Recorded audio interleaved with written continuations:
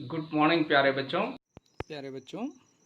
Second chapter जो whole number पढ़ रहे हैं हम, उसमें कुछ इम्पोर्टेंट प्रॉपर्टी है जो आपको आगे भी बहुत काम आएगी। इनको आप समझ लीजिएगा। देखिए, फर्स्ट आती है क्लोजर प्रॉपर्टी, है ना। इसमें क्या रहता है कि जैसे whole numbers are close under addition and multiplication. इसका मतलब ये प्रॉपर्टी जो है दो जगह लगती है, एक एडिशन के लिए इन्हें प्लस करने और एक मल्टीप्लाई करना है गुणा करने के लिए। जोड़ और गुणा के लिए ये प्रॉपर्टी जो है ये यूज़ की जाती है। तो क्लोजर प्रॉपर्टी में क्या होता है, देखिए कि कोई भी दो नंबर जो होल नंबर है, अगर उनको ऐड करें तो उत्तर भी होल नंबर आना चाहिए। तो 2 और 3 को ऐड किया तो 5 आया, तो ये होल नंबर है। ऐसे ही 0 और 5 को ऐड किया तो 5 आया, ये भी होल नंबर है। तो सारे होल नंबर्स जो है अगर उनको ऐड करेंगे तो आंसर होल नंबर ही आएगा। यानी दो दो नंबर्स को जोड़ेंगे होल नंबर को, तो उत्तर भी एक जो जोड़ आएगा वो भी होल नंबर ही आएगा, उनका सम भी होल नंबर आएगा बच्चों। तो ये एडिशन के लिए ये सही है।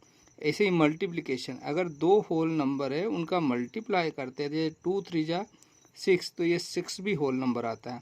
जैसे 0 और 5 का मल्टीप्लाई किया तो उत्तर आया, वो भी होल नंबर आया। तो ये जो क्लोजर प्रॉपर्टी है, जो ऐड करते हैं तो नंबर आता है वो भी होल नंबर होता है, मल्टीप्लाई करते हैं तब भी होल नंबर आता है। तो इसको क्लोजर प्रॉपर्टी बोलते हैं। ये एडिशन और मल्टीप्लिकेशन दोनों के लिए ये एप्लीकेबल है, यानी उनमें लागू होती है। लेकिन किसके लिए नहीं है? माइनस और डिवाइड के लिए ये नहीं लागू है। यहाँ पर देखिए, तो the whole numbers are not close under subtraction and division. यानी ये जैसे 0 में से -1 दो नंबर है, ये भी होल नंबर है, ये भी 1 भी होल नंबर। लेकिन 1 को अगर 0 में से माइनस करेंगे तो जो माइनस करने के बाद क्या बचेगा? 0 में से तो कुछ माइनस कर नहीं सकते ना हम। अभी हम इतने पढ़ा नहीं है, ये वैसे इंटीजर आएगा, -1 आंसर आएगा, लेकिन ना होल नंबर नहीं आ रहा है यहाँ पर, है ना। ऐसे ही 2 में 3 से नहीं डिवाइड कर सकते हैं, 2 में 3 का भाग जाता ही नहीं है, तो यहाँ पे होल नंबर नहीं मिल रहा है। तो ये डिवीजन और सब्ट्रैक्शन के लिए ये लागू नहीं होती है। कौन सी वाली? Closure property. अब आता है कम्यूटेटिव प्रॉपर्टी। तो कम्यूटेटिव प्रॉपर्टी क्या होती है, पहले ये समझ लेते हैं। देखिए, ये किसके लिए लागू होती है? एडिशन एंड मल्टीप्लिकेशन दोनों के लिए ये कम्यूटेटिव प्रॉपर्टी एप्लीकेबल है, जैसे क्लोजर थी, है ना। तो क्या होती है कम्यूटेटिव प्रॉपर्टी, ये भी समझ लीजिए। जैसे दो नंबर है, उनका सम करें तो 4 और 6 को जोड़ो या इसको पलट दो, 6 और 4 को जोड़ो तो आंसर सेम आएगा। यानी 4 दूनी 6 10 होता है, और 6 दूनी 4, यानी इसका मतलब अगर दूसरे वर्ड में लिखें तो a + b करो या b + a करो, दोनों में आंसर सेम आएगा। ऐसे ही मल्टीप्लिकेशन में क्या कहा है? 2 × 5 कितना आएगा? 10, या 5 × 2 करो 10, यानी इनमें डिजिट इंटरचेंज कर देते हैं इन नंबर्स को। तो a × b करिए या b × a करिए, आंसर सेम आएगा। तो ये कम्यूटेटिव प्रॉपर्टी बोलते हैं, यानी उन अंकों को बदल के जोड़ना है। एक बार 4 और 6 को जोड़ा था, फिर 6 और 4 को ऐड करो, मल्टीप्लाई 2 और 5 कर करा तो 5 और 2 का कर सकते हैं। तो ये किसके लिए एप्लीकेबल है? एडिशन और मल्टीप्लिकेशन के लिए। लेकिन सब्ट्रैक्शन और डिवीजन के लिए ये एप्लीकेबल नहीं है। क्यों नहीं है, ये भी देख लीजिए। जैसे 6 में से 4 माइनस किया तो कितना आएगा? 2। लेकिन 4 में से 6 माइनस करेंगे तो कितना आएगा? -2।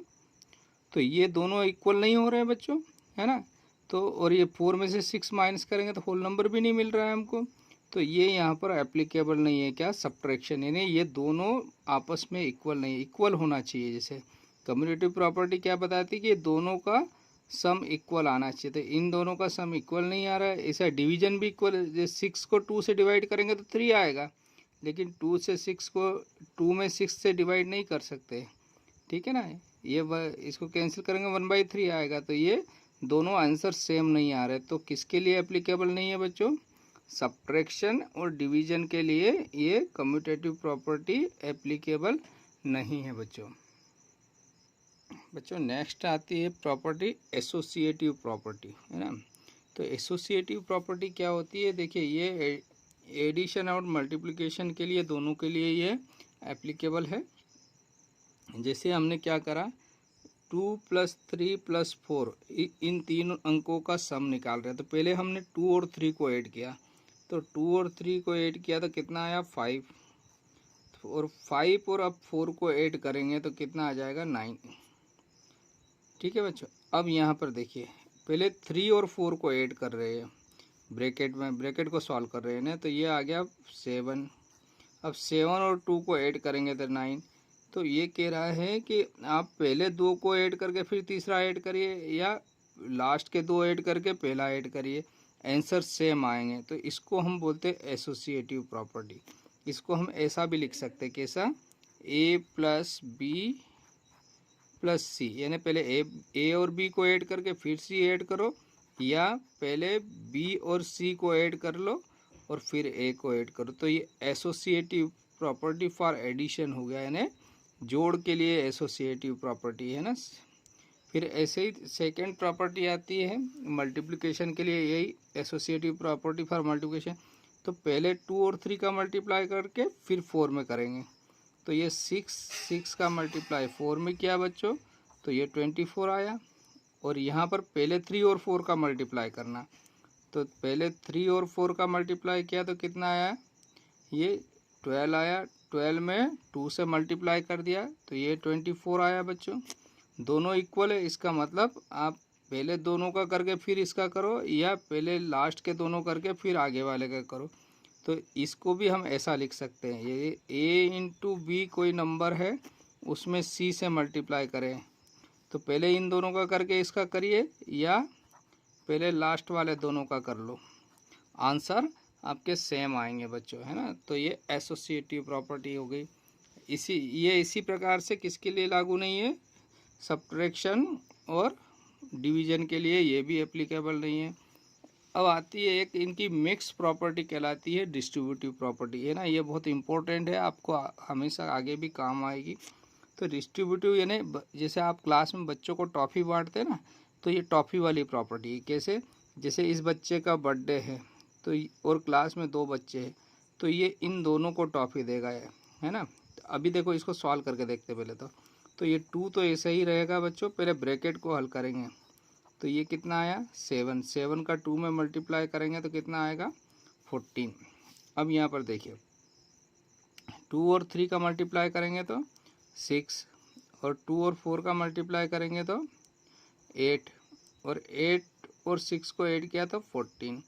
यानी आप ऐसे मल्टीप्लाई ऐड करके मल्टीप्लाई करिए, या इसका इसमें मल्टीप्लाई करके इसका इसमें, दोनों में मल्टीप्लाई करके ऐड करिए, आंसर सेम आएगा।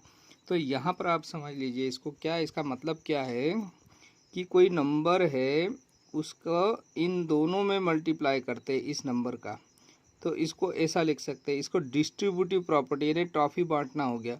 तो कैसे, ये 2 इसका बर्थडे है तो ये इसको भी टॉफ़ी देगा और इसको भी देगा, तो 2 × 3 होगा और 2 × 4 होगा, बीच में प्लस है तो प्लस लग जाएगा। तो इसको अभी हमने सॉल्व करा तो ये भी 14 आया, इसको सॉल्व किया तो 14।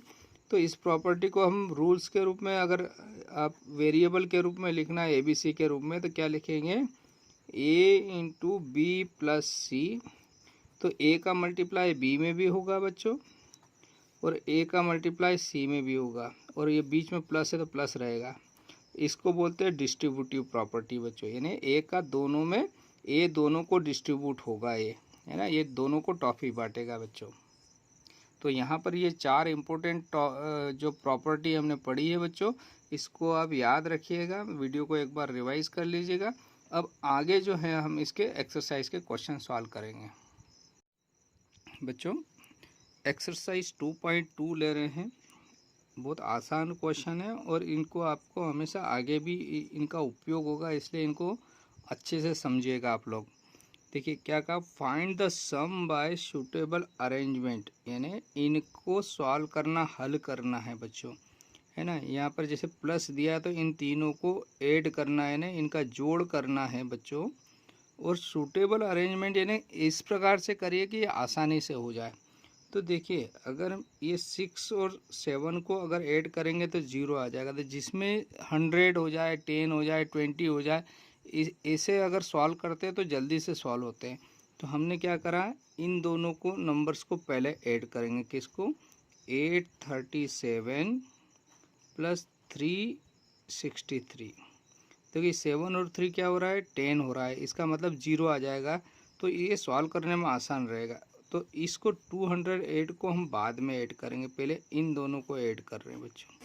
तो आपको ऐड करना तो आता है बच्चों। देखिए क्या है, 837 में 363 से सम कर रहे हैं, प्लस कर रहे हैं इन दोनों को। तो ये 7 और 3 0 हो गया, 1 कैरी किया तो ये 4 और 6 10 हो गया, फिर 0 हो गया यहाँ पर, और 1 आया तो ये हो गया 4 और 8 12 हो गया।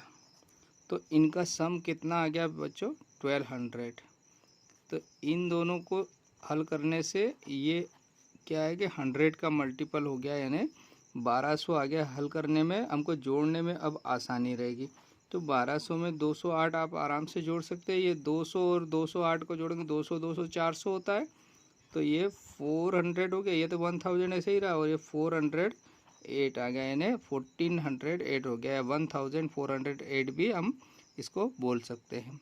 तो ये आपका आंसर आ गया। वैसे सूटेबल अरेंजमेंट करने से ये आसानी से हल हो गया। मतलब इसका मतलब हुआ कि कैसे आप आसानी से सरल तरीके से इसको सॉल्व कर सकते हैं।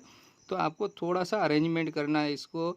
ऐसा नहीं कि इन दोनों को ही जोड़ेंगे फिर इसको इसमें जोड़ेंगे। आप इसको किसी को भी पहले ऐड या जो भी आपको अच्छा लग रहा हो, जिससे आसानी से हो जाए, वो तरीका अपनाना है। नेक्स्ट वाला देखते हैं बच्चों, इसका बी।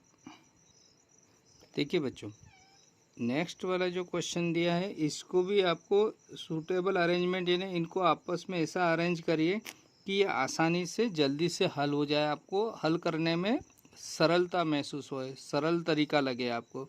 तो क्या इजी वे हो सकता है इसका? तो आप यहाँ से लास्ट वाले डिजिट को देख रहा है।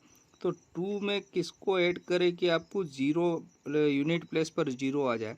तो 2 और 8 को ऐड करेंगे तो 10 बन जाएगा। तो इन दोनों को पास में लिख दिया हमने। किस किस को? 1962 प्लस 1538, है ना, प्लस। अब देखिए ये जो बचे, ये दोनों को पास में, तो 3 और 7 भी 0 हो रहा है, तो ये दोनों को पास में लिखे, यानी 453 प्लस 647। अब इनको सम कर रहे हैं इनका। तो आपको सम करना तो साइड में कर लीजिए, वैसे आता होगा आपको। तो क्या है करेंगे बच्चों, हम इसको सम करने के लिए किस किस को ऐड कर रहे हैं? 1962 और 1538 का सम कर रहे हैं। तो ये तो 0 हो गया, यानी 1, तो ये 7 और 3 ये भी 0 हो गया, 6 1 और 10 और 5 15 हो गया, और ये 3500 आ गया बच्चों, ये है ना। नेक्स्ट इन दोनों का सम किया बच्चों, किस किस का? 453 और 647, ठीक है। इन दोनों का सम कर रहे हैं तो क्या आ जाएगा? ये 0 हो गया बच्चों, 1 कैरी किया था, 6 और 4 10, ये 0 हो गया, और ये 4 और 6 10 और 1 11, यानी 1100, है ना। तो आपका क्या आंसर आ रहा है बच्चों? देखिए इसको सॉल्व किया आपने तो आ गया 3500, प्लस इन दोनों को सॉल्व किया तो कितना आ रहा है? 1100, ठीक है। अब इनको इनका सम करना आसान हो गया ना बच्चों। तो क्या करेंगे, डायरेक्ट भी कर सकते हैं। 0 में ऐड किया 0, ये 0 हो गया, 1 और 5 कितना हो गया? 6, और 1 और 3 ये हो गया 4600, आंसर आ गया, है ना। तो ये कोई थोड़ा सा इजी हो जाता है हमारे लिए, इसलिए उन्होंने कहा कि आप इसको अरेंजमेंट करके आपस में इसको सरल तरीके से हल करिए बच्चों। तो आपका आंसर आ गया 4600।